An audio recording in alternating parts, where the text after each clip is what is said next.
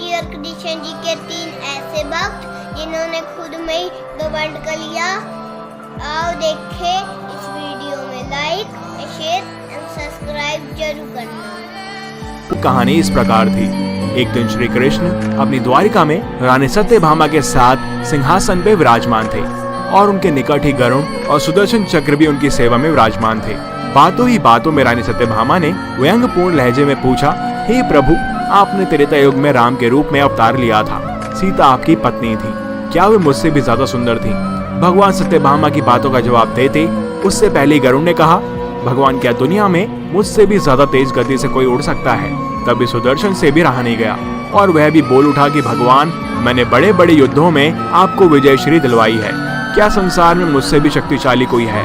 द्वारकाधीश समझ गए कि तीनों में अभिमान आ गया है, लेकिन प्रभु की लीला तो अद्भुत है।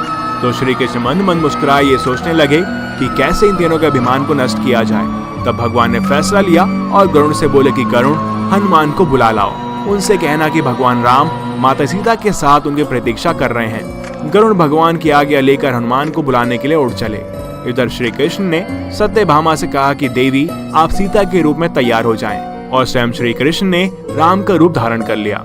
तब श्री कृष्ण ने सुदर्शन चक्र को आज्ञा देते हुए कहा कि तुम महल के प्रवेश द्वार पर पहरा दो और ध्यान रहे कि मेरी आज्ञा के बिना महल में कोई भी प्रवेश ना करने पाए। सुदर्शन चक्र ने कहा, जो आज्ञा भगवान, और भगवान की आज्ञा पाकर चक्र महल के प्रवेश द्वार पर तैनात हो गया। गरुड़ ने हनुमान के पास पहुंचकर कहा कि हे वानर श्रेष्ठ, भगवान राम माता सीता के साथ द्वारका में आपसे मिलने के लिए पधारे हैं, आपको बुला लाने की आज्ञा है। आप मेरे साथ चलिए, मैं आपको अपनी पीठ पर बैठाकर शीघ्र ही वहाँ ले जाऊंगा। हनुमान जी ने उनसे कहा कि आप चलो, मैं आता हूँ। गरुड़ ने मन ही मन विचार किया कि हनुमान जी तो विरुद्ध हो चले हैं, ये कैसे जल्दी पहुंचेंगे। जिसके बाद हनुमान जी के कहने पर गरुड़ द्वारका के लिए उड़ चले, लेकिन जैसे ही वो महल में दाखिल हुए, गरुड़ के होश उड़ गए। उनके सामने हनुमान विराजमान थे, जो उनसे पहले ही महल में पहुंच गए। यह देखकर गरुड़ का सिर लज्जा से झुक गया। तभी श्री राम के रूप में श्री कृष्ण ने हनुमान से कहा कि पवन पुत्र, तुम बिना आज्ञा के महल में कैसे प्रवेश कर पाए? क्या तुम्हें किसी ने प्रवेश द्वार पर रोका नहीं? हनुमान ने हाथ जोड़ते हुए सिर झुकाकर अपने मुंह से सुदर्शन चक्र को निकालकर प्रभु के सामने रख दिया। उसके बाद हनुमान ने कहा कि प्रभु, आपसे मिलने से क्या मुझे कोई रोक सकता है? इस चक्र ने रोकने का तनिक प्रयास किया था, इसे इसलिए मुंह में रख मैं आपसे मिलने आ गया, मुझे क्षमा करें। भगवान मंद मंद मुस्कुराने लगे। अंत में बजरंगबली ने हाथ जोड़ते हुए श्री राम से प्रश्न किया, हे प्रभु, मैं आपको तो पहचानता हूँ, आप ही श्री कृष्ण के रूप में मेरे राम हैं, लेकिन आज आपने माता सीता के स्थान पर किस दासी को इतना सम्मान दे दिया कि वे आपके साथ सिंहासन पर विराजमान है?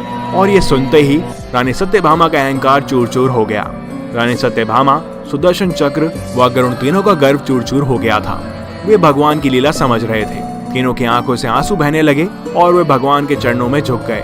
भगवान ने अपने भक्तों के अहंकार को अपने भक्त हनुमान द्वारा ही दूर किया।